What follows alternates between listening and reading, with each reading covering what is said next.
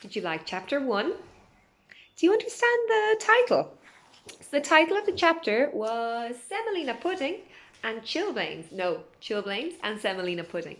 So chilblains are sores that you can get on your extremities, on your on your toes or your fingers, and they're sores from the cold. So imagine if you're out skiing and you don't particularly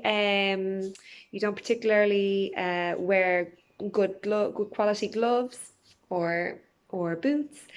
The water might get inside your socks and cause chilblains.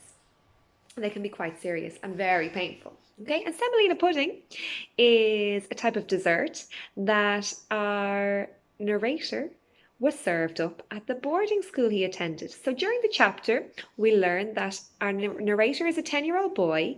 He is a student at a boarding school. That's a school where he not only goes to learn, but he lives there all the time. So he would sleep in a dormitory, and it's a school for boys. It doesn't seem to be a very nice place.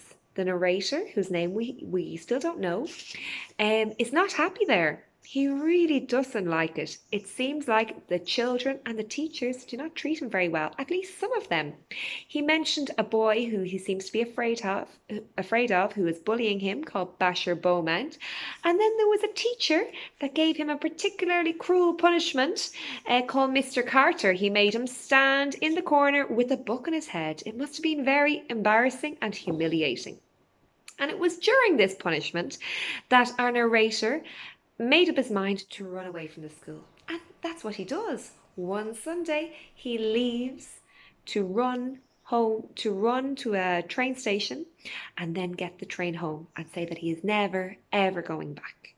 Okay, he manages to break out of the school ground and he puts his hood up so that he can't be seen.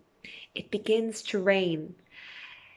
He's walking on the road and he hears a car coming behind him. He had just seen a big gateway, okay, so pillars, so big stone pillars that made a gateway, and above the pillars was a stone lion. It looked quite intriguing, the way he described it. Because this car was coming behind him, and because he was afraid it might be somebody from school looking for him, he dived in the gateway and hid behind the stone pillar.